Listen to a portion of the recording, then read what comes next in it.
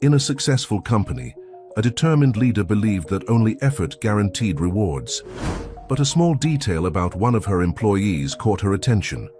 Moved by curiosity, she decided to follow him and ended up witnessing something that would change her perspective forever. What she discovered transformed not only her company, but also her very humanity. Before hearing this impactful story, don't forget to share it with someone who needs to hear this inspiring message. Elizabeth Morgan observed the city through the enormous windows of her office on the 30th floor. The empire she had built, Morgan Enterprises, was a source of pride and an example of success in the business market. At 45 years old, she commanded more than 2,000 employees and had an annual revenue that exceeded billions. Her brown eyes, always alert, scanned the numbers of the latest quarterly report in her hands. Another quarter of declining productivity, she muttered to herself, frowning. Something was wrong, very wrong. The benefits offered by the company were considered above the market average, the salaries were competitive, and yet the numbers did not meet her expectations. Susan, her assistant for more than a decade, entered, the room carrying a folder with more reports. "Elizabeth, here is the survey you requested on the resignations from the last 6 months," said Susan, placing the folder on the tempered glass desk. Elizabeth quickly flipped through the documents, and her expression became even more tense.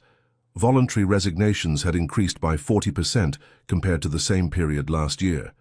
Employees were resigning despite all the benefits offered. "It doesn't make sense," said Elizabeth, rising from her ergonomic chair. "We pay well, offer premium health insurance, profit sharing. What more do they want?" Susan hesitated for a moment before speaking. "Maybe it's not just a question of money, Elizabeth." Elizabeth shot a penetrating look at her assistant. "What do you mean? What are you trying to say?" "Well, I've been hearing some comments in the cafeteria. People starting exhausted. The work pace is very intense. Many haven't seen their families for weeks." Elizabeth shook her head, dismissing the comment. "I didn't see my family either when I was building this company. Sacrifices are necessary to achieve success. Those who want to succeed in life need to work harder than others." At that moment, her attention was captured by movement in the company courtyard. Through the window, she observed one of the employees from the production sector, Richard Santos, discreetly crossing the parking lot. He was carrying something that looked like a lunchbox from the company cafeteria. "Who is that employee?" asked Elizabeth, pointing to the figure moving hurriedly. Susan approached the window. "Oh, that's Richard Santos. He's been working with us for 5 years in the production sector. He's one of our best employees, always works overtime and has never complained about anything." Elizabeth continued watching as Richard walked toward the bus stop. There was something about him that caught her attention. Perhaps it was the fact that, unlike other employees who constantly complained, he maintained a discreet and dedicated profile. "Bring me his employment record," Elizabeth ordered. Minutes later, Susan returned with a digital file. Elizabeth examined it carefully. Richard Santos, 35 years old, divorced, father of 2 children. His history with the company was impeccable. He had never been late, volunteered for overtime, and had the best performance evaluations in the department. "Why? Has he never asked for a raise?" Elizabeth asked, more to herself than to Susan. "Maybe he's afraid of losing his job," Susan replied cautiously. "Many employees have that fear." Elizabeth closed the file and grabbed her purse. "I'm leaving early today. Cancel my evening appointments." Susan's eyes widened in surprise. In 15 years working with Elizabeth, she rarely saw her leave before 9 at night. In the elevator, Elizabeth couldn't get the image of Richard crossing the parking lot with that lunchbox out of her head. Something about that scene deeply intrigued her. Upon reaching the ground floor, instead of heading to her Mercedes, she observed the bus stop where Richard was waiting. When the bus arrived, she quickly got into her car and decided to follow it. She couldn't explain exactly why she was doing this, but something in her instinct told her she needed to better understand the life of this dedicated employee. The bus traveled for about an hour, leaving behind the upscale neighborhoods and entering a more modest region of the city. Richard got off at a stop near a set of simple houses. Elizabeth parked her car at a discreet distance and watched him walking down a poorly lit street. He stopped in front of a small house with peeling paint and a poorly maintained small garden. Through the living room window, Elizabeth could see two children running to hug him as soon as he entered. The scene caught her by surprise. They were his children, certainly, and they seemed to be anxiously waiting for that lunchbox he was bringing. "Dad, will you be here tomorrow for breakfast?" Elizabeth heard one of the children ask, their voice reaching through the partially open window.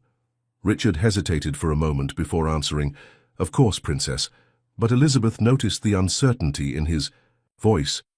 He would probably have to work more overtime the next day, as he did almost every day, to be able to pay the bills.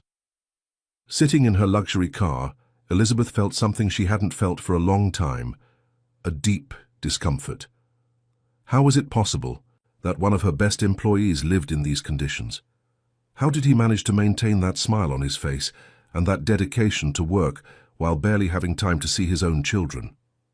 The scene continued to unfold before her eyes, Richard carefully dividing the food from the lunchbox among the three of them, the children animatedly telling about their day at school, and him listening attentively to every word, even though his exhaustion was visible.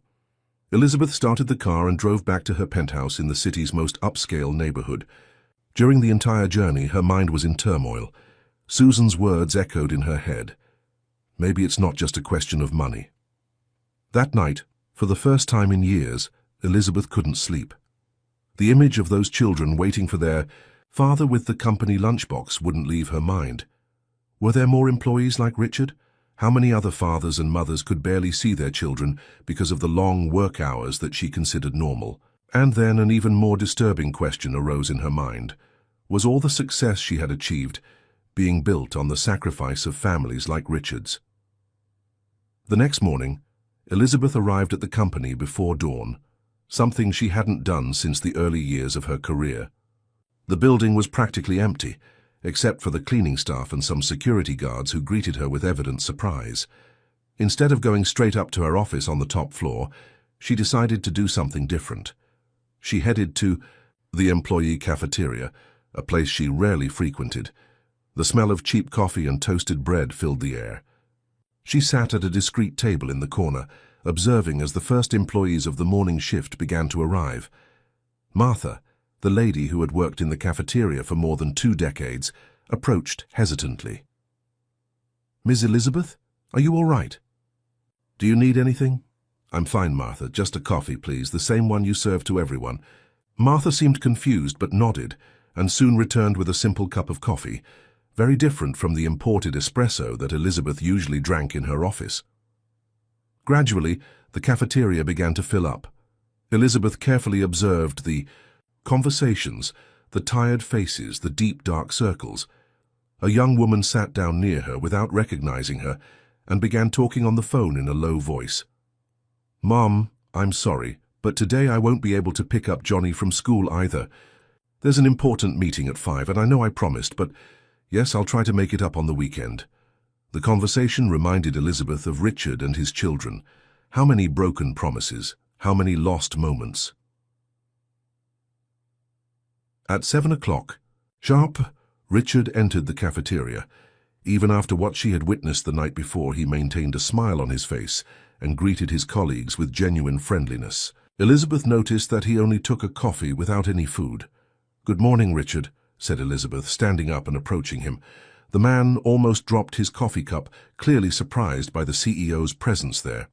"Ms. Elizabeth, good morning. Has something happened?" "Actually, yes, I would like to talk to you privately. Can you accompany me to my office?" The buzz in the cafeteria diminished considerably. All eyes turned to Richard, who seemed to have lost the color in his face.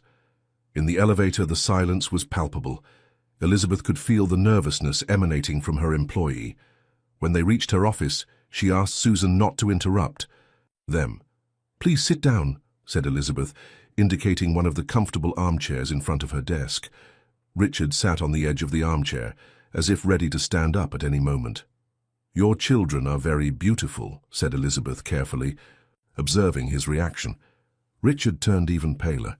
How did you—" I followed you last night, admitted Elizabeth, deciding to be direct. I saw you taking food from the cafeteria home. I saw your children waiting for you. Richard lowered his eyes, embarrassed. I'm sorry, Miss Elizabeth. I know I shouldn't take food from the company, but sometimes when I work overtime there's not enough money left for— How long has it been since you had breakfast with your children? Interrupted Elizabeth. The question caught Richard by surprise. He hesitated before answering. It's been a few months. With the new project I need to arrive earlier. And how long has it been since you've been able to pay all your bills without working overtime? Richard swallowed hard. Since I got divorced 2 years ago. The rent increased, the children are growing. They need school supplies, clothes. Elizabeth stood up and walked to the window, observing the city that was beginning to wake up. Richard, your record at the company is exemplary.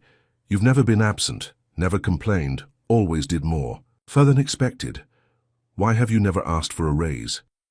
I was afraid, he admitted, his voice almost a whisper. With so many layoffs happening, I thought it better not to risk it. I need this job, Miss Elizabeth. My children depend on me. Elizabeth felt something tighten in her chest.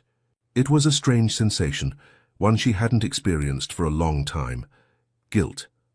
How much do you earn per month, Richard?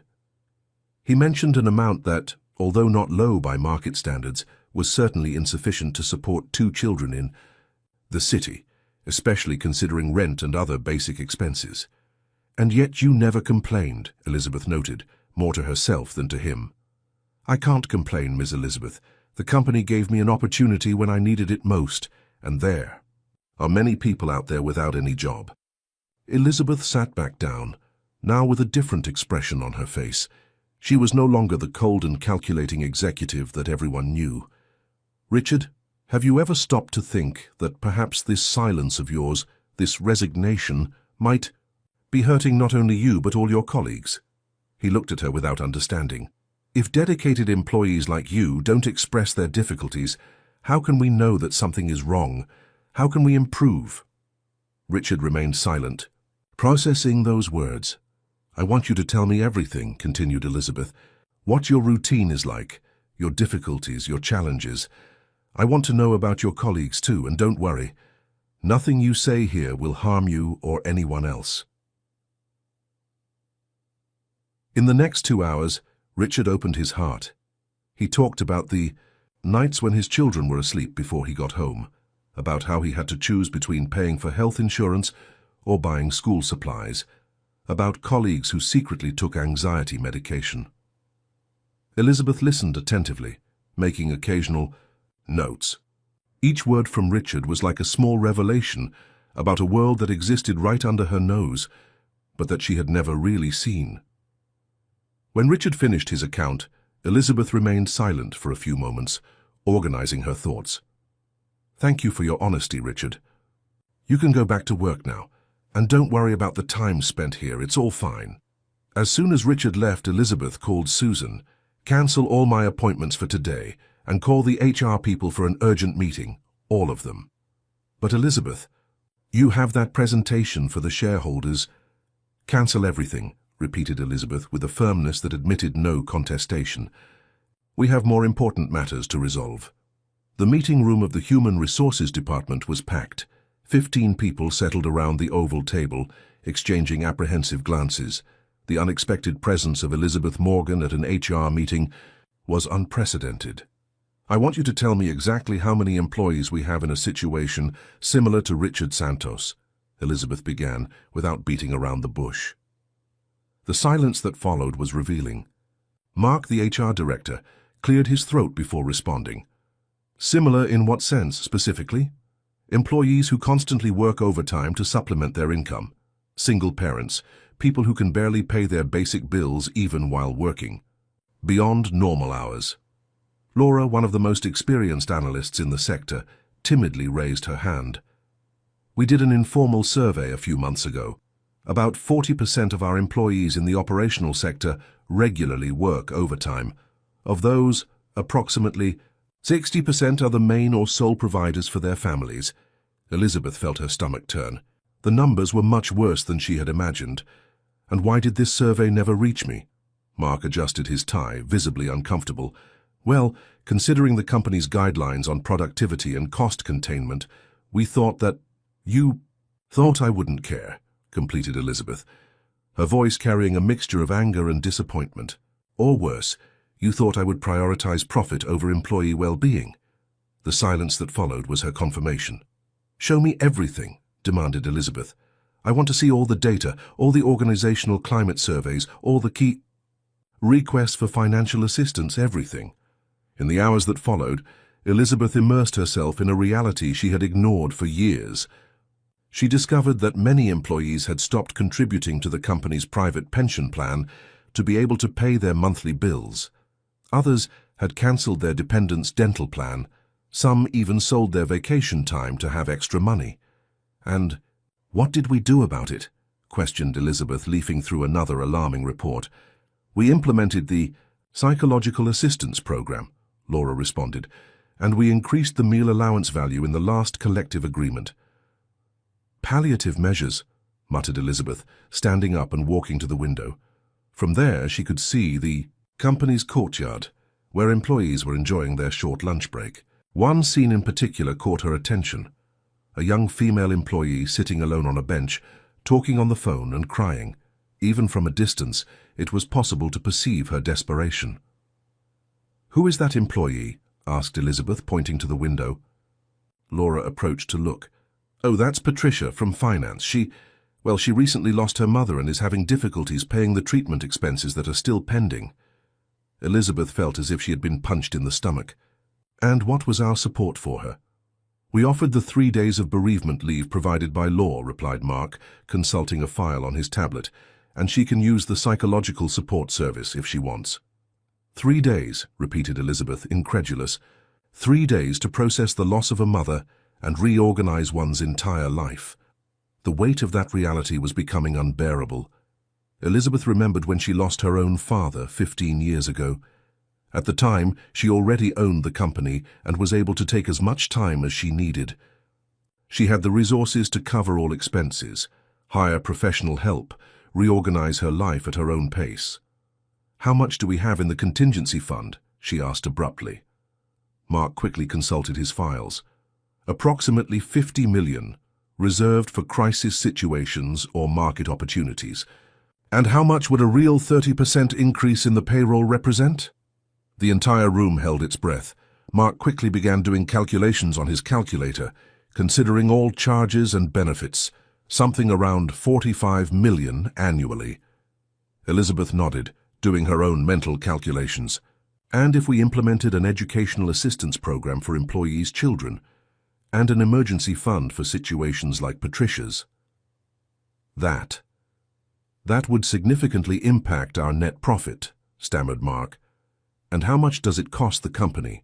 To train new employees when the old ones resign due to exhaustion? How much do we lose in productivity with people working, worried about debts or family problems?" The silence that followed was deafening. "I want a complete proposal for restructuring benefits and salaries by tomorrow," determined Elizabeth. "And I don't want anything conservative. Be bold. Think as if it were you on the other side, having to choose between buying medicine or school supplies for your children." Laura raised her hand again. "But what about the shareholders?" Elizabeth smiled for the first time that morning. "The shareholders will have to understand that a company cannot sustain itself by exploiting the people who make it work. And if they don't understand, well, maybe it's time to rethink what kind of investors we want to have." Before leaving the room, Elizabeth stopped at the door and turned around. "Oh, and one more thing. I want you to hire Patricia for the HR team, someone who knows pain, knows better how to help others, and immediately approve financial assistance for her to settle the expenses of her mother's treatment." As she walked back to her office, Elizabeth felt something different within herself. It was as if a blindfold had fallen from her eyes, revealing a truth that had always been there, but that she had chosen to ignore for so long. On her desk, an old photograph caught her attention. It was herself, 20 years younger, receiving a Businesswoman of the Year award. At the time, she thought that was the definition of success. Now she realized that she had built an empire, On fragile foundations, the sacrifice and silent suffering of people like Richard and Patricia. She took her phone and typed a message to Susan. Schedule a general assembly with all employees for tomorrow. We're going to make changes around here. Real changes. The news of a general assembly convened by Elizabeth Morgan spread through the company like wildfire. The corridors buzzed with speculation and conspiracy theories. Some feared mass layoffs, others bet on a merger with another company. No one, however, could predict what was really coming. On the morning of the assembly, the main auditorium of Morgan Enterprises was packed. Employees from all sectors, from cleaning staff to high-ranking managers, waited anxiously. The buzz instantly ceased when Elizabeth took the stage. She looked at the audience, seeing faces that, until a few days ago, were just numbers on a spreadsheet. Now each one of them represented a story, a life, a family. "Good morning, everyone," began Elizabeth, her voice firm but with an unusual softness. "In the last few days I've gone through a revealing experience, an experience that made me question everything we've built here." A murmur ran through the auditorium. Elizabeth continued. 20 years ago, when I founded this company, I had a dream to create an organization of excellence that would be a reference in our sector. And in many ways, we've achieved that. We're market leaders, we have enviable profits, we win innovation awards. She paused, observing the reactions from the audience. But at what cost? How many of you have lost precious moments with your families because of endless overtime? How many had to choose between paying rent or buying medicine? How many of you feel like you're just surviving, not living? The silence in the auditorium was palpable. Many lowered their eyes, others exchanged meaningful glances with colleagues. "I have failed you," admitted Elizabeth, her voice slightly breaking. "I failed by not realizing that the true success of a company is not measured only by the numbers on the financial balance sheet, but by the well-being and quality of life of its employees." Elizabeth's next words fell like a bomb. "Starting today, we are implementing a series of radical changes in our human resources policy and benefits." She then detailed an ambitious plan: real salary increases, reduction of working hours without reduction of wages, creation of an emergency fund for employees in difficulties, expansion of the health plan to include therapy and alternative treatments, implementation of a continuing education program for employees and their dependents, among other measures. "But, Miss Elizabeth," interrupted one of the financial directors, standing up, "this will severely impact our profit. The shareholders will have to understand," cut in Elizabeth, her voice firm. "And if they don't understand, perhaps they are not the shareholders we want.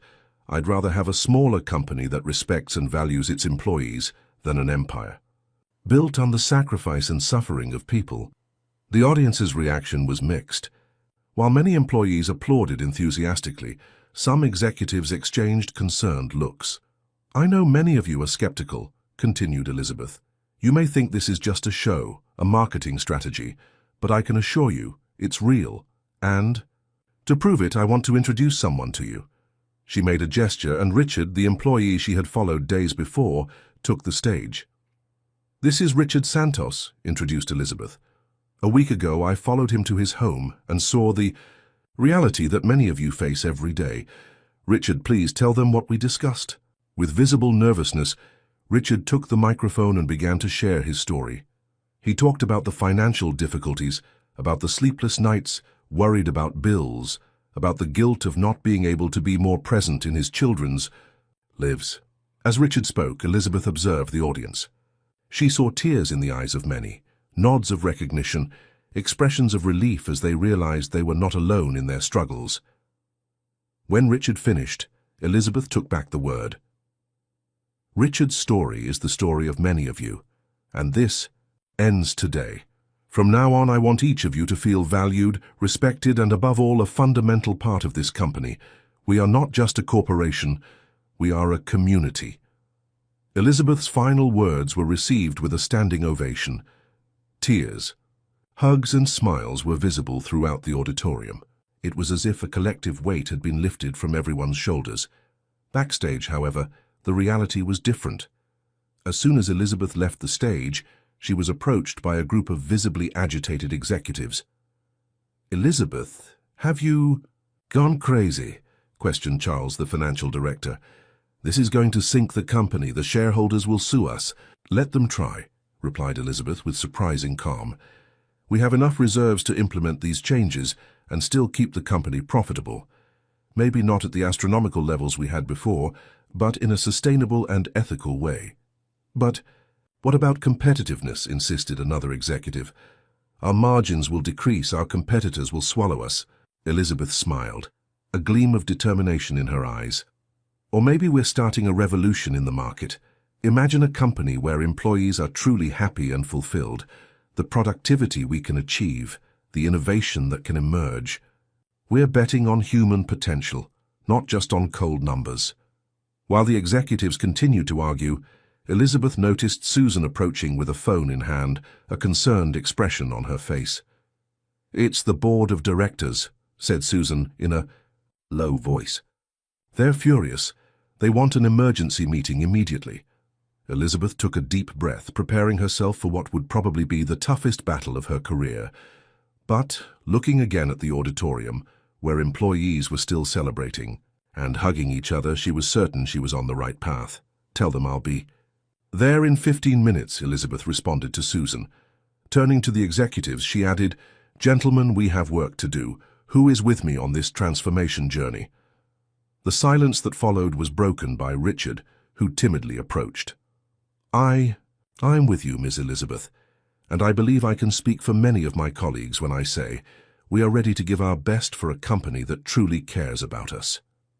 At that moment, Elizabeth knew that, regardless of the challenges to come, she had initiated a change that would have no turning back. And for the first time in years, she felt that she was truly on the right path to building something genuinely grand. The boardroom of Morgan Enterprises had never seemed so intimidating to Elizabeth.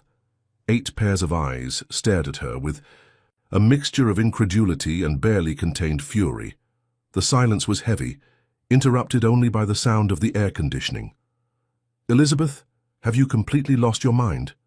began Robert Almeida, chairman of the board and one of the company's largest shareholders. "What you did today is practically corporate suicide." Elizabeth remained firm, her posture erect and her gaze determined. "Gentlemen, I know that the announced changes seem radical, but they are radical," interrupted Marion Costa, another board member. "You're practically proposing to distribute our profits to the employees. This is unacceptable." For almost 2 hours, Elizabeth faced a barrage of criticism, veiled threats and arguments against her proposals. But for each objection, she had a prepared response, based on research, data, and mainly the conviction that she was doing the right thing. "Look," said Elizabeth finally, after another round of heated arguments, "I understand everyone's concern, but I ask you to consider the following. What if we can create a new business model, one that is not only profitable, but also genuinely beneficial for everyone involved?" "That's utopian, Elizabeth," rebuffed Robert. "The market is ruthless. If we reduce our margins, our competitors will devour us alive." Elizabeth smiled, taking everyone by surprise. "Or maybe they'll have to adapt to us. Imagine the impact on public opinion when we announce these changes. Imagine the loyalty and productivity of employees who feel truly valued." She paused, observing the expressions of the board members softening slightly. "Furthermore," she continued, "we already have plans to offset part of the costs. We'll optimize processes, invest in technology to increase efficiency, and, believe it or not, cut some excessive privileges of senior management." This last part caused a buzz among those present. Elizabeth knew she was touching a sensitive point, but it was necessary. "I am willing to reduce my own salary by 50% to set an example," she declared, surprising everyone. "And I hope that all of you are willing to make similar sacrifices for the greater good of the company." The silence that followed was tense but different from the beginning of the meeting. There was an atmosphere of reflection in the air. Finally, after what seemed like an eternity, Robert spoke. "Elizabeth, you've always been a visionary. That's why we invested in this company from the beginning. But this is a huge risk." "Yes, it is a risk," agreed Elizabeth, "but it's also an opportunity. an opportunity to redefine what it means to be a successful company in the 21st century.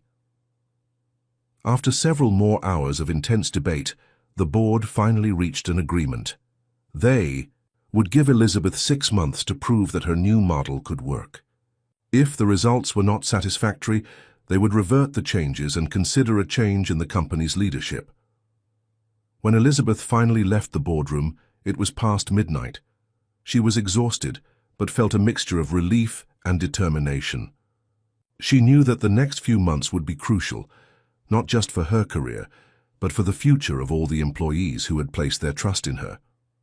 In the empty company parking lot, she found Richard, who apparently was waiting for her.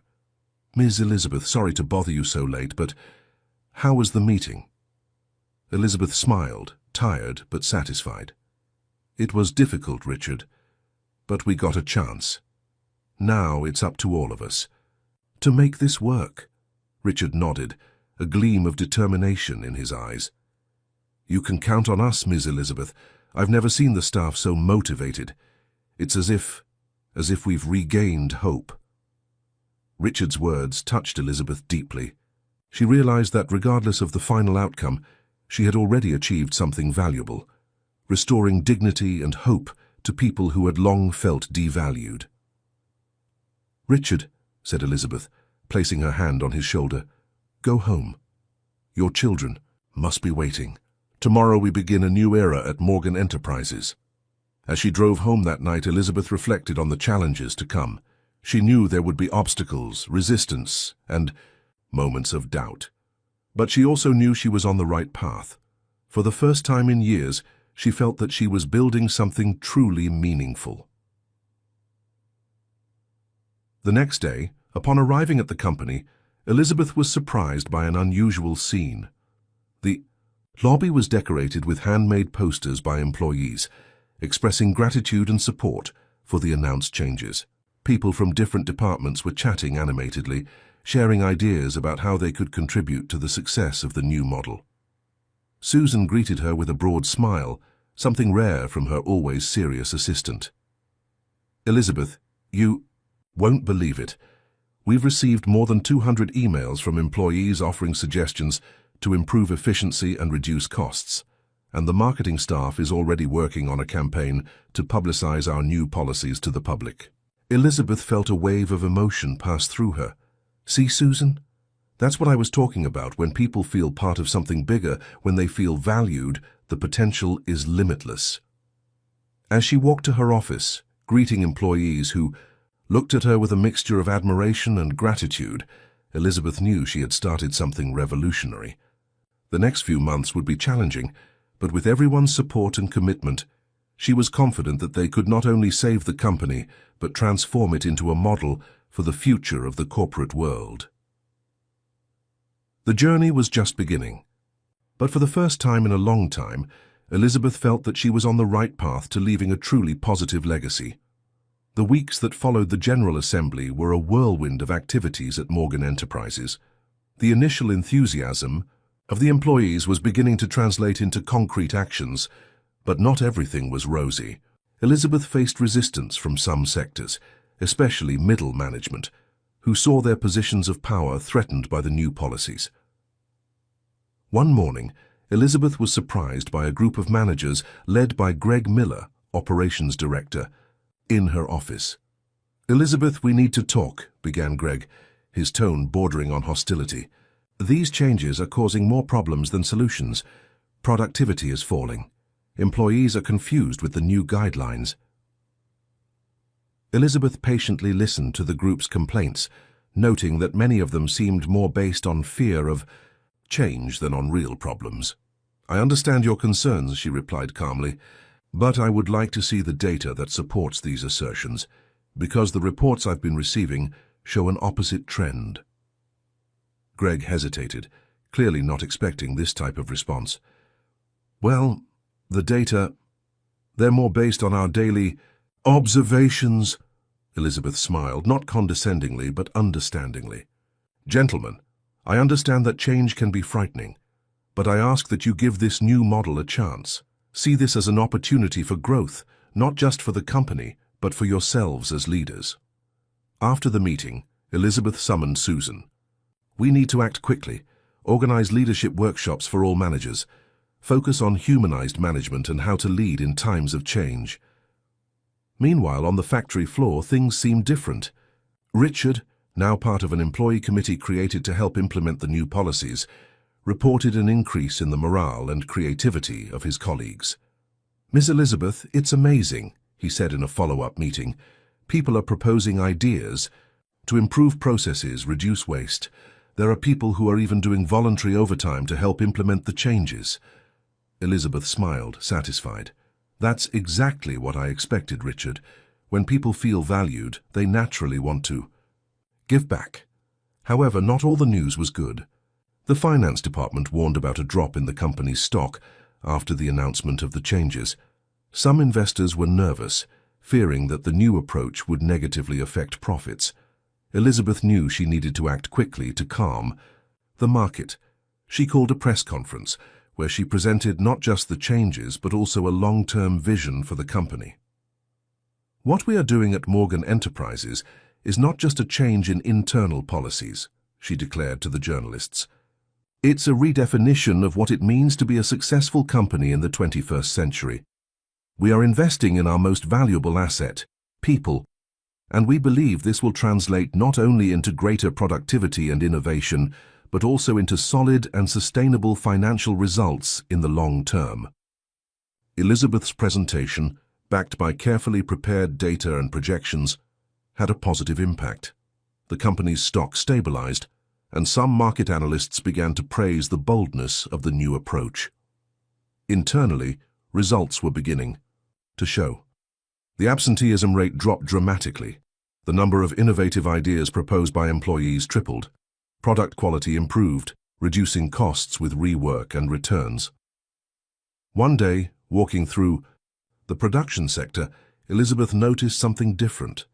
The environment, previously tense and silent, now had a lighter atmosphere. People were talking while working, laughing, and seemed genuinely happy. She stopped near an employee she didn't know personally. "How is it working with the new policies?" Elizabeth asked, curious. The woman, surprised to see the CEO speaking directly to her, smiled.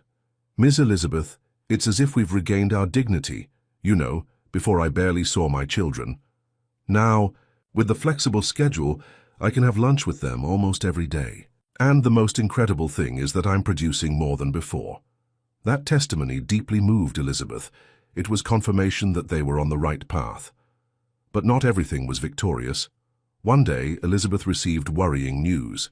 One of her biggest competitors was trying to poach key employees from Morgan Enterprises, offering astronomical salaries. "It's a desperate attempt to undermine our new model," concluded Elizabeth in an emergency meeting with her team. "They fear that if we succeed, they will be forced to follow our example."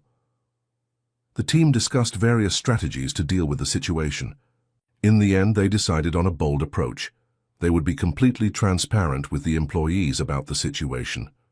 In an extraordinary assembly, Elizabeth exposed the situation. "I know that some of you have received tempting offers. I cannot and do not want to prevent anyone from seeking what they believe is best for themselves. But I ask that you reflect. What we are building here goes beyond salaries. We are creating an environment where you are valued as human beings, not just as resources." Elizabeth's speech had a profound impact. In the days that followed, several employees who had received offers came to her to say they had decided to stay. One of them, a senior engineer, said something that would be etched in Elizabeth's memory. "Money we earn and spend. But the respect and dignity we have here, that's priceless." At the end of the third month after the changes, the preliminary results were promising. Productivity had increased by 15%, turnover was at the lowest level in the company's history, and employee satisfaction surveys showed record rates. Elizabeth knew there was still a long way to go. The board of directors remained skeptical, and some challenges persisted. But looking back at the path traveled in such a short time, she was sure of one thing. She had started a revolution. And there was no turning back. That night, as she left the office, Elizabeth stopped in the lobby and observed the coming and going of employees. She saw smiles, heard laughter, noticed the positive energy that permeated the environment. And she knew at that moment that regardless of the obstacles that would still come, she had already achieved something invaluable. She had restored humanity to the corporate world. With a smile on her face, Elizabeth went out into the night, eager for the challenges and victories that the coming months would bring. The fourth month after the changes at Morgan Enterprises brought with it a wave of external recognition that Elizabeth didn't expect so soon. The specialized media began to report on the revolutionary experiment happening at the company, and other organizations began to show interest in learning more about the new model. One morning, Elizabeth was surprised by a call from Marcus Freeman, CEO of one of the largest technology companies in the country, and until then one of her main competitors. "Elizabeth, I need to confess something," said Marcus, his voice conveying a mixture of admiration and concern. "In the beginning, we thought you had gone crazy with these changes. But now, well, we're seeing the results, and it's impossible to ignore." Elizabeth smiled, remembering the initial criticism. "And what do you think now, Marcus?" There was a pause on the other end of the line. "I think you may have found the path to the future. And, well, I'd like to know if you would be open to a partnership. Maybe we can learn something from you." That conversation was the first of many contacts that Morgan Enterprises would receive in the following weeks. Companies from various sectors, from startups to multinationals, began to seek out Elizabeth for guidance and inspiration. Internally, challenges continued, but every day it became clearer that the change was having an effect. The Human Resources Department, now led by Patricia, the employee Elizabeth had promoted after discovering her difficult situation, presented a surprising report. "Elizabeth, the numbers are impressive," said Patricia, her eyes shining with enthusiasm. "The Employee Engagement Index rose 70%. Resignation requests fell 85%. And the most incredible thing, we received more than 10,000 resumes last month from people wanting to work here."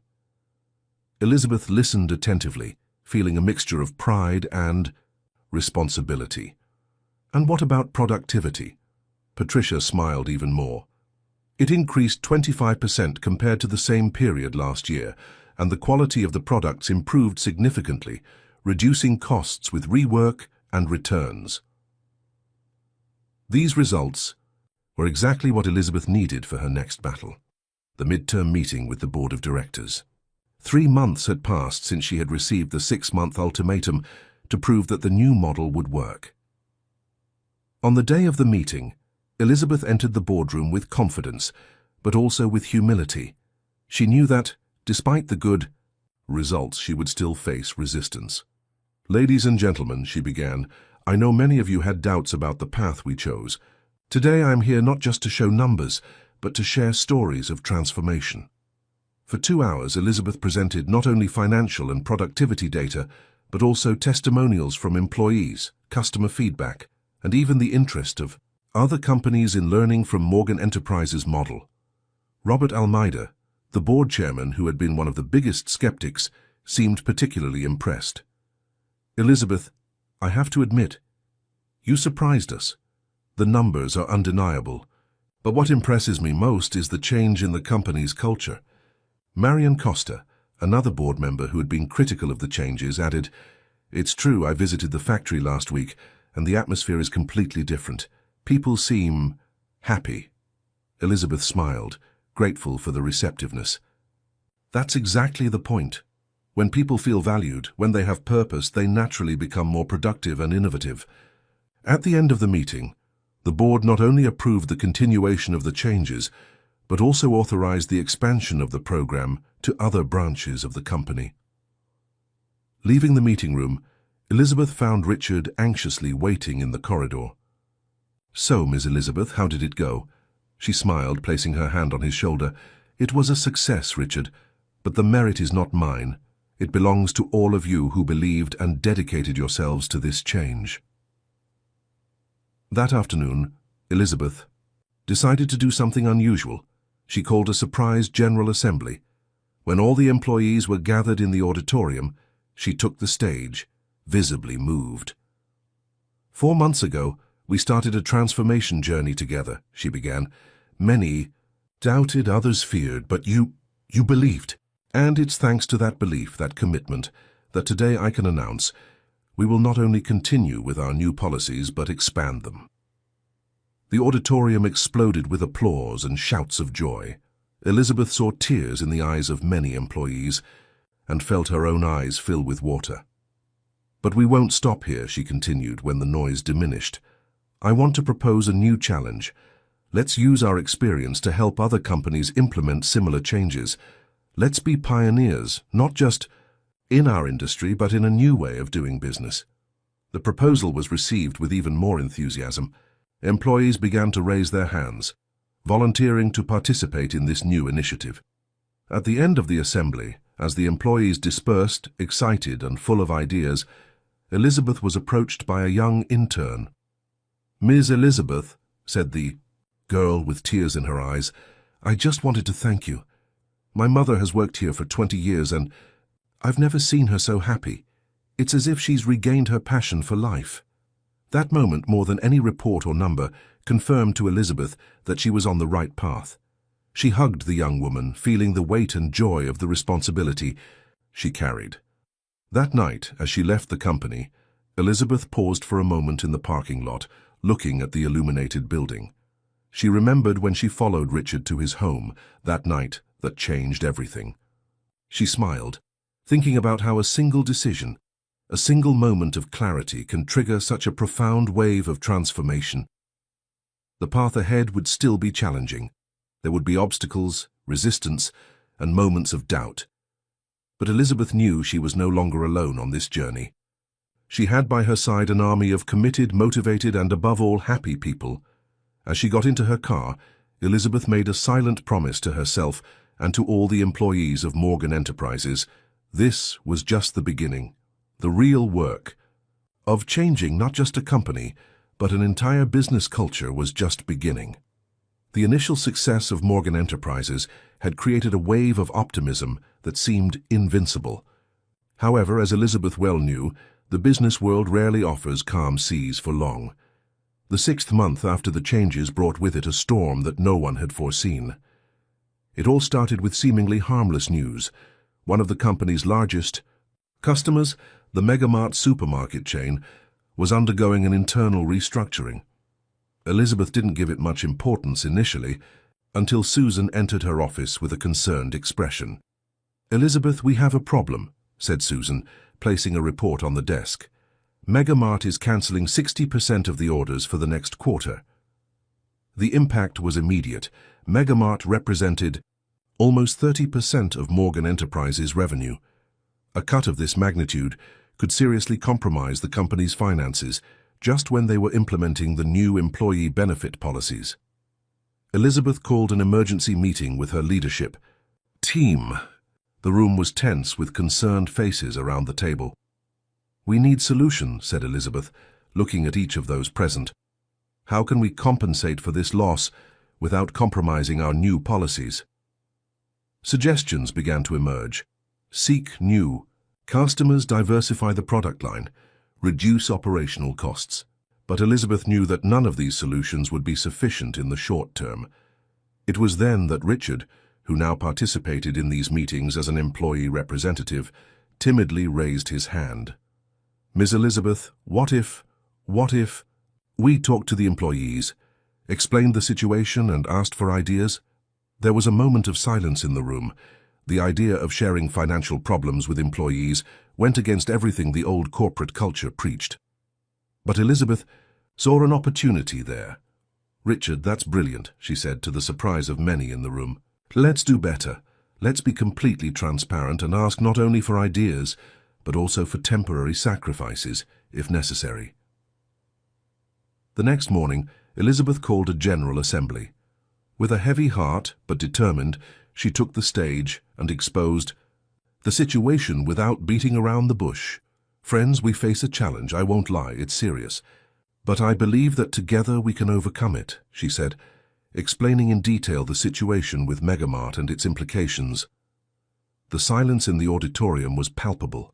Elizabeth could see the fear in the eyes of many. After all, they had Gone through so many positive changes in recent months, and now this. I need your help, continued Elizabeth. Ideas for new products, suggestions for cost reduction, contacts for new customers, anything that can help us overcome this moment. What happened next surprised even Elizabeth. Employees began to raise their hands, offering suggestions, volunteering, to work overtime without additional compensation, proposing temporary cuts in some benefits. Patricia, the new HR director, took the stage with tears in her eyes. Folks, I'm moved by your reaction, but I want to propose something.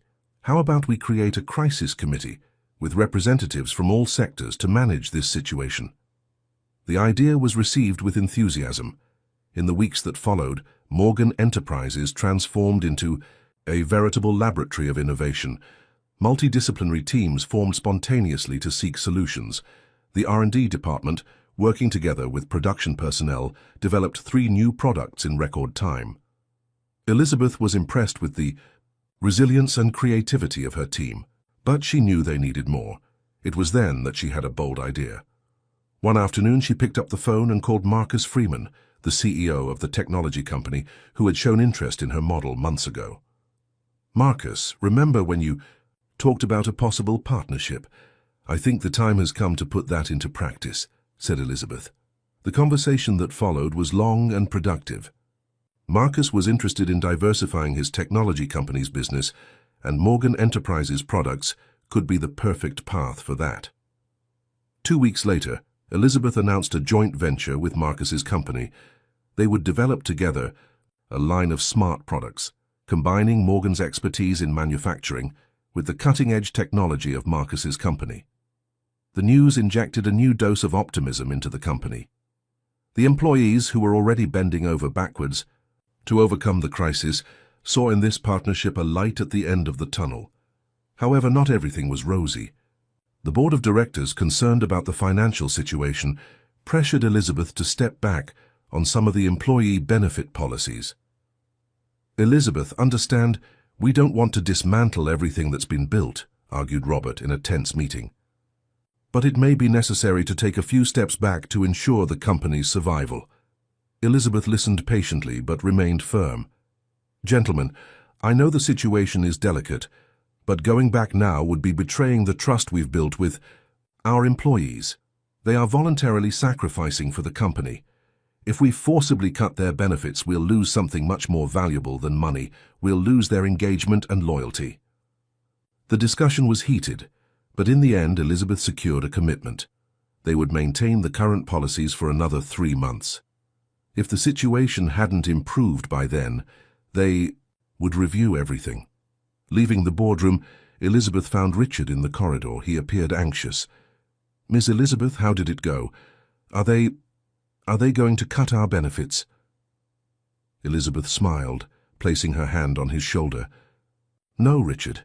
At least not for now. We have 3 months to prove that our model can survive even the worst storms.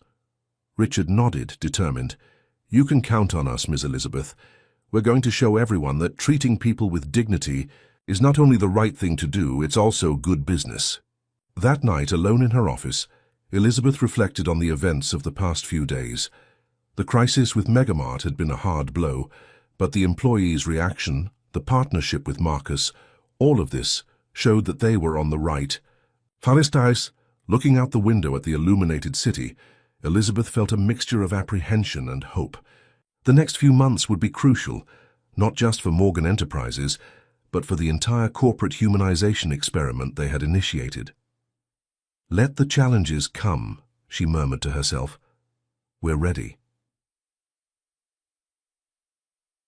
The 3 months that followed were a true roller coaster for Morgan Enterprises.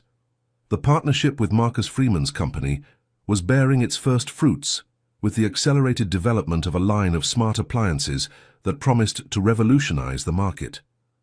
However, the financial pressure remained intense, and each day was a battle to maintain the balance between business sustainability and the commitment to employee well-being.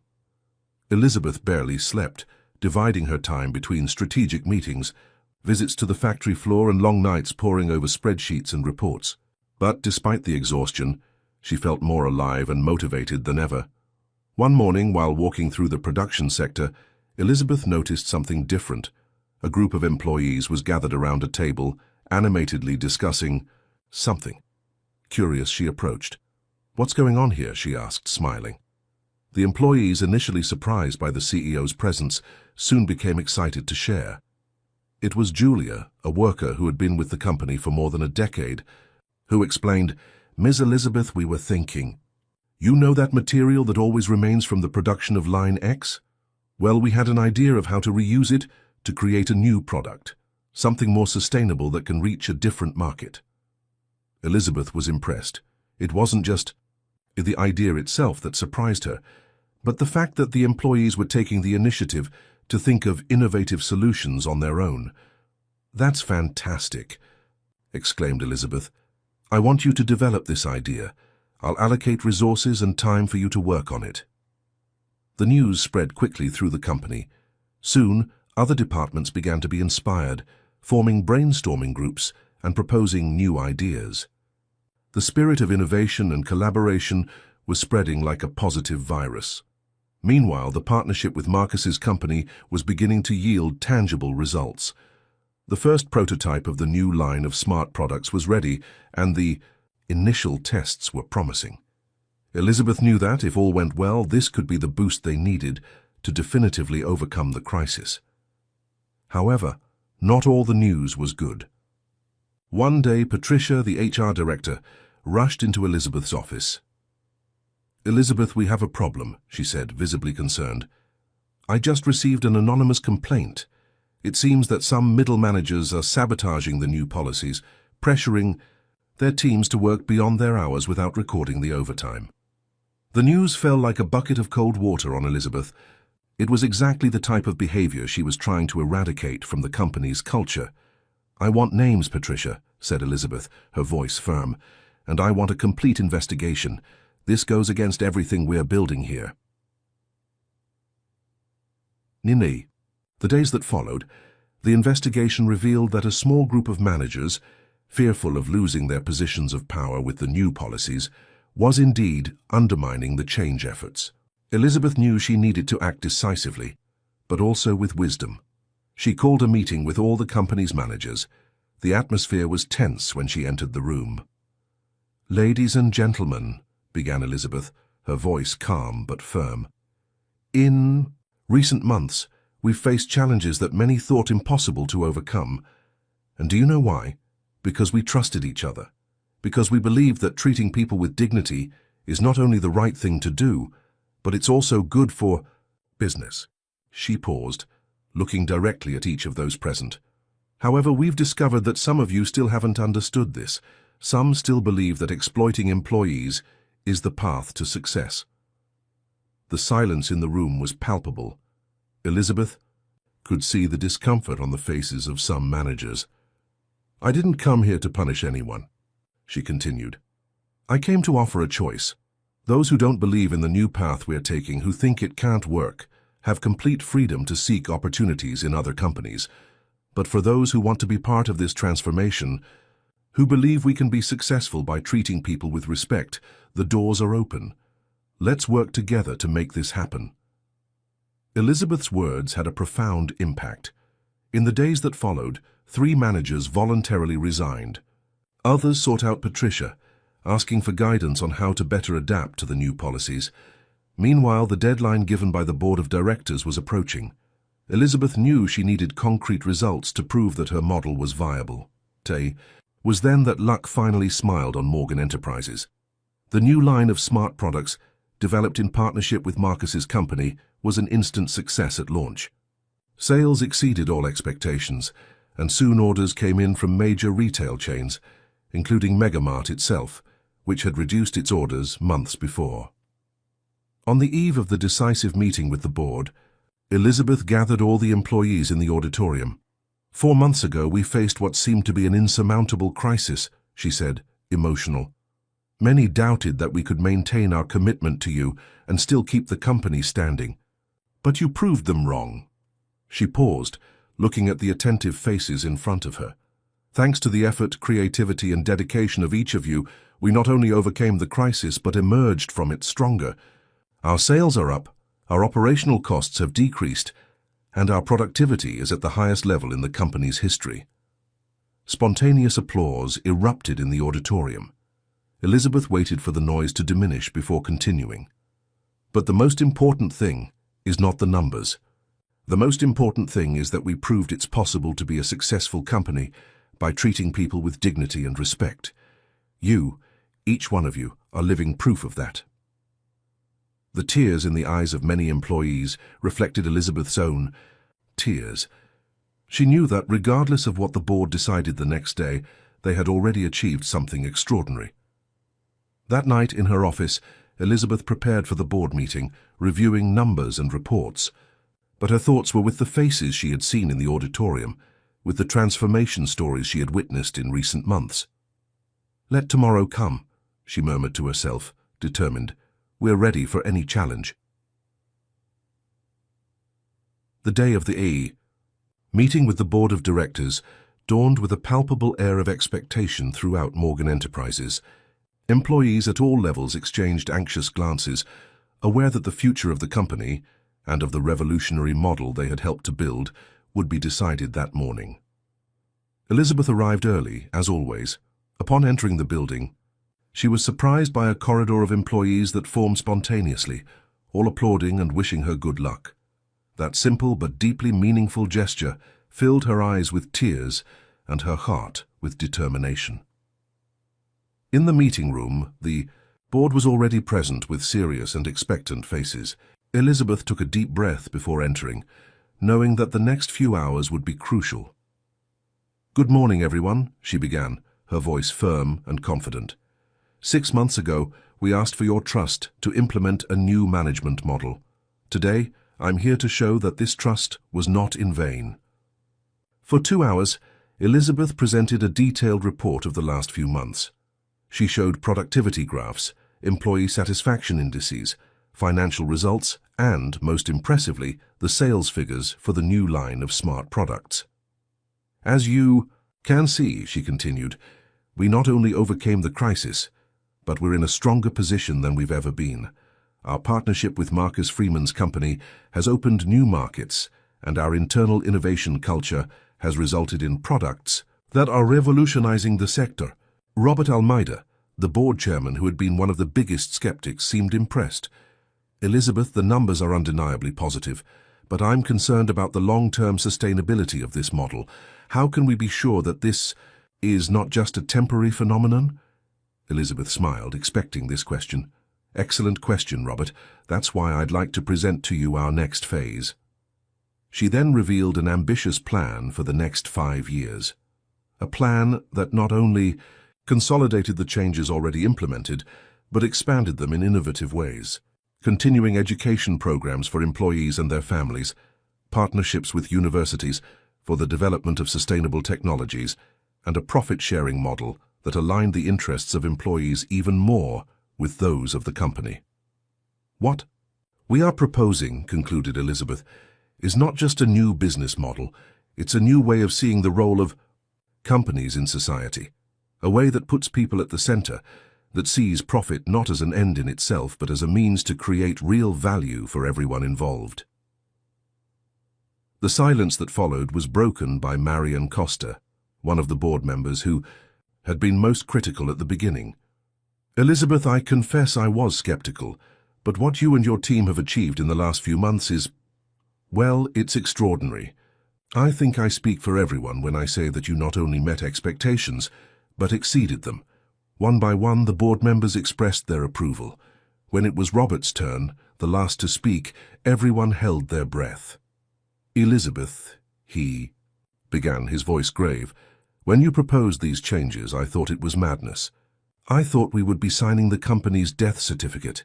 He paused, a small smile forming on his lips. "I've never been so happy to be wrong. What you've achieved is not only impressive from a financial standpoint, it's inspiring." The vote that followed was unanimous. The board not only approved the continuation of the new model, but fully endorsed the 5-year plan presented by Elizabeth. Leaving the meeting room, Elizabeth was greeted by Susan, Richard, and Patricia, who were anxiously waiting in the corridor. So? Asked Susan, barely able to contain her anxiety. Elizabeth smiled, tears of joy in her eyes. We did it. They not only approved, but they're completely on board with our vision for the future. The four embraced, a mixture of relief, joy, and pride taking hold of them. Ms. Elizabeth, said Richard, emotional, you have no idea what this means for all of us. It's as if we've regained our dignity, you know. Elizabeth nodded, deeply understanding what he meant. Richard, you never lost your dignity. You just needed someone to recognize it. That afternoon, Elizabeth called another general assembly. The auditorium was packed with palpable tension in the air. When she took the stage, the silence was immediate. My friends, she began, her voice laden with emotion, 6 months ago, we embarked together on a journey that many thought impossible, that others called madness. She paused, looking at the anxious faces in front of her. Today, I can say with pride, we did it. The explosion of joy that followed was deafening. People hugged each other, cried, shouted with happiness. It was more than the celebration of a business success. It was the validation of a collective dream. Elizabeth waited for the commotion to diminish before continuing. But this is just the beginning. The board not only approved the continuation of our policies, but endorsed an even more ambitious plan for the next 5 years. She then detailed the new initiatives, the education program, the partnerships for innovation, the new profit-sharing model. With each announcement, the enthusiasm of the audience grew. What we've built here, concluded Elizabeth, is not just a new business model. It's proof that it's possible to build a successful company by putting people first. You, each one of you, are the true heroes of this story. As she left the stage, Elizabeth was surrounded by a crowd of employees who wanted to thank her, hug her, share their stories. She heard moving accounts of how the changes had impacted lives, parents who could now accompany their children's growth, families who could finally pay for necessary medical treatments, young people who now saw a promising future ahead. That night, alone in her office, Elizabeth looked out the window at the city stretching out below. She remembered the night months ago when she followed Richard to his home and saw the reality that many of her employees faced. That moment of clarity had triggered a revolution. With a smile, she picked up her phone and typed a message to Marcus Freeman. We did it. Now how about we expand this revolution beyond Morgan Enterprises? The response came almost instantly. Count me in. The business world needs this change. Elizabeth smiled, feeling a mixture of accomplishment and anticipation. The path ahead would still be challenging, but now she knew. When people are put at the center, there is no limit to what can be achieved. The months that followed the board's approval were ones of intense activity at Morgan Enterprises. The news of the company's success with its new humanized management model spread quickly, attracting the attention of the media, other corporations, and even the government. Elizabeth found herself at the center of a media storm. Invitations for lectures, interviews, and TV program appearances arrived daily. Initially reluctant, she realized that sharing the experience of Morgan Enterprises could inspire other companies to follow a similar path. On a Saturday morning, Elizabeth was preparing for an important interview on a national television program when she received an unexpected call from Marcus Freeman. Elizabeth, you won't believe. Trait, he said, his voice overflowing with enthusiasm. I just left a meeting with representatives from 5 of the largest companies in the country. They want to form a coalition to implement policies similar to ours. The news was exciting, but Elizabeth knew the path wouldn't be easy. Marcus, that's fantastic. But do they understand that it's not just about changing some policies? It's a complete transformation in corporate culture. Yes, and that's why they want our help, replied Marcus. They're proposing the creation of an institute, a kind of think tank to develop and disseminate humanized management practices, and they want you to lead it. Elizabeth was momentarily speechless. The idea of expanding the impact beyond Morgan Enterprises was tempting, but also scary. I need to think about this, Marcus, she finally said. It's a huge responsibility. After hanging up, Elizabeth was thoughtful. The opportunity to influence the corporate world on a large scale was exciting, but she didn't want to lose focus on Morgan Enterprises and the people who had trusted her. In that afternoon's interview, Elizabeth openly shared the challenges and victories of the past few months. She talked about the initial resistance, the financial difficulties, and mainly about how the trust and engagement of the employees were fundamental to overcoming each obstacle.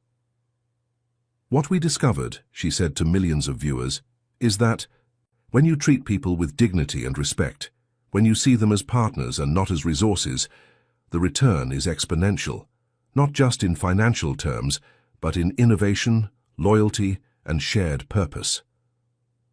The repercussion was immediate. In the weeks that followed, Morgan Enterprises was flooded with requests for technical visits, consulting requests, and even partnership proposals from companies around the world. Internally, the climate was one of optimism and purpose. The employees, proud to be part of something bigger, constantly brought new ideas to improve processes and products. One day, during a walk through the production sector, Elizabeth was approached by Julia, the employee who months before had proposed the idea of reusing materials to create a new product. "Ms. Elizabeth," said Julia, radiant, "remember that idea we had? Well, not only did we manage to implement it, but we just received a proposal from a major retail chain interested in exclusively distributing the product." Elizabeth hugged Julia, moved. "See? That's what happens when we give voice and opportunity to everyone. You are the true engine of this company." However, not everything was rosy. With the accelerated growth and media attention, new challenges arose. Some competing companies, feeling threatened, began to spread rumors about the sustainability of Morgan Enterprises' model. Elizabeth knew they needed to be even more transparent and proactive in communication. She called a press conference where, in addition to presenting robust financial results, she invited employees from various levels to share their experiences. Richard, now a manager of an important sector, spoke emotionally. "A year ago, I could barely pay the bills and see my children. Today, not only do I have a better quality of life, but I feel that I'm contributing to something important. That's priceless."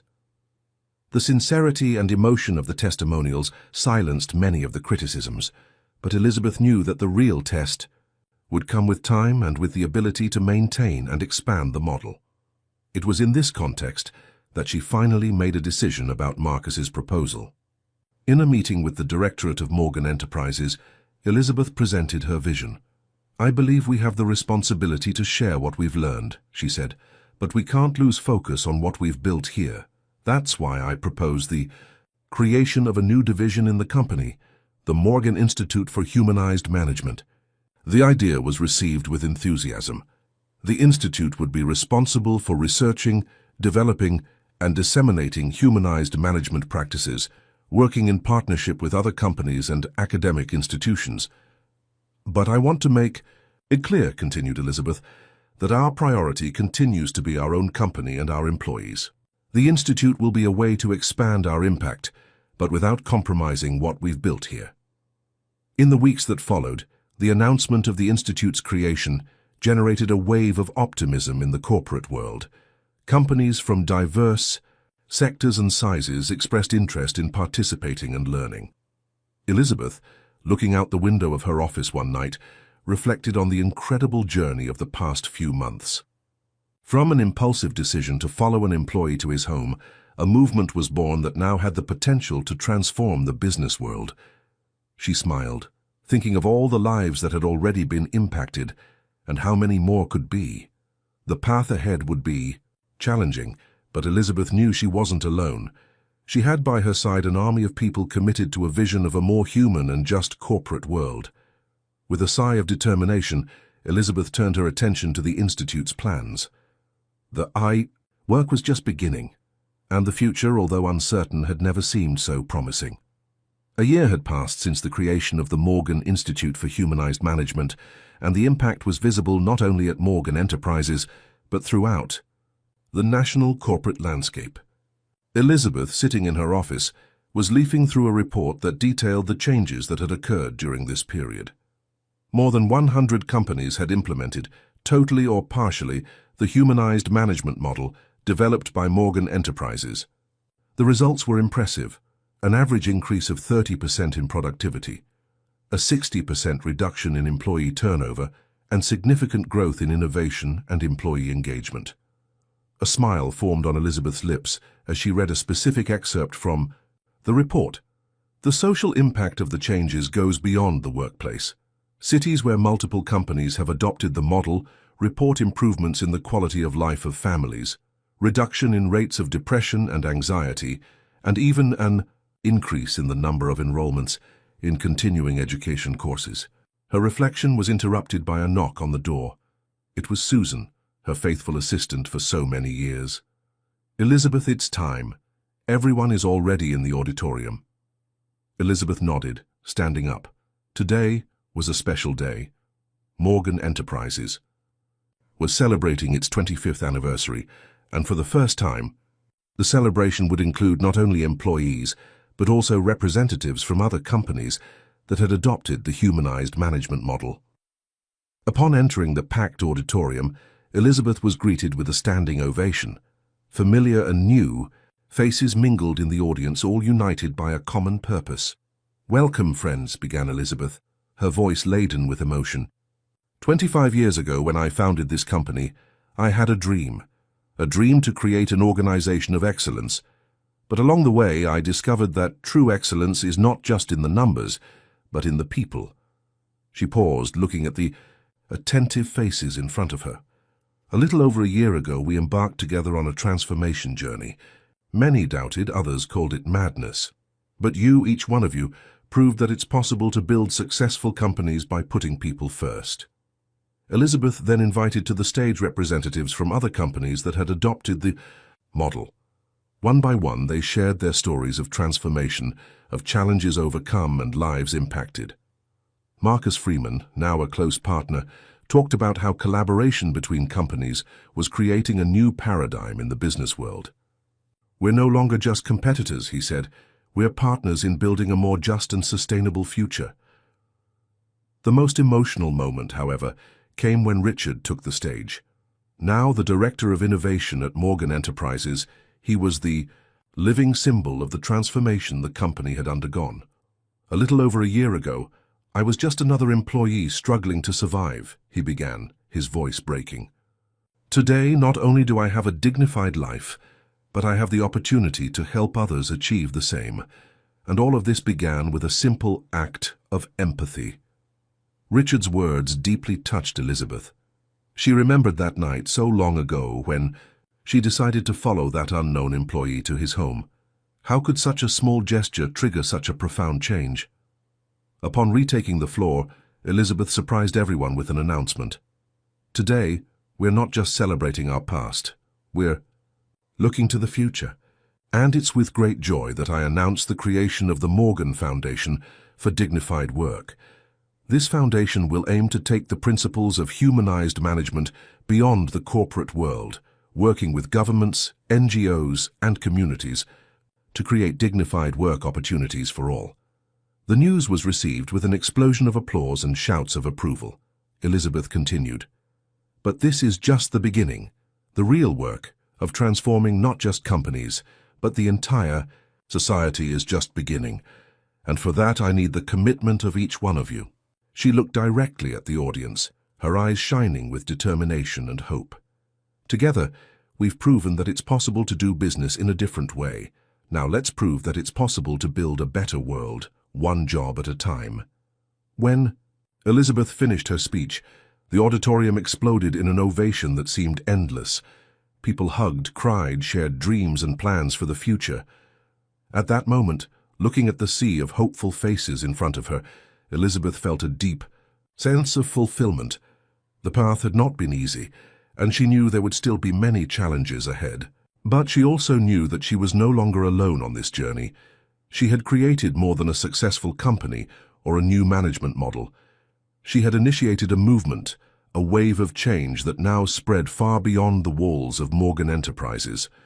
As she left the stage, accompanied by the incessant applause, Elizabeth made a silent promise to herself and to all who had trusted her This was just the beginning.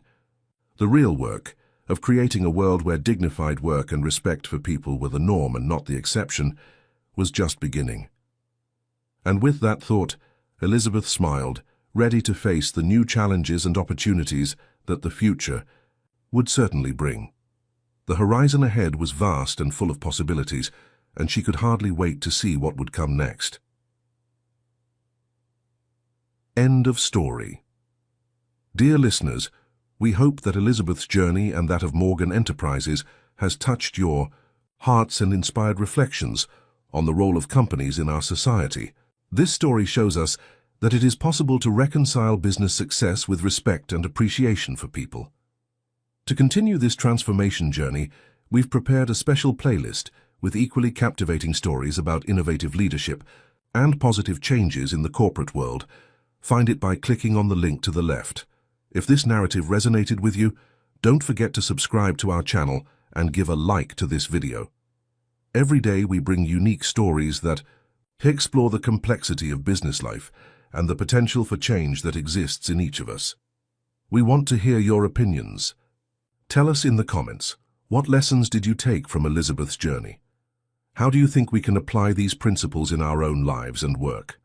Remember, each of us has the power to initiate a wave of positive change.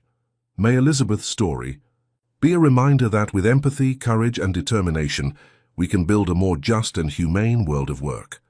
Until the next story, and don't forget, the future of work is in our hands.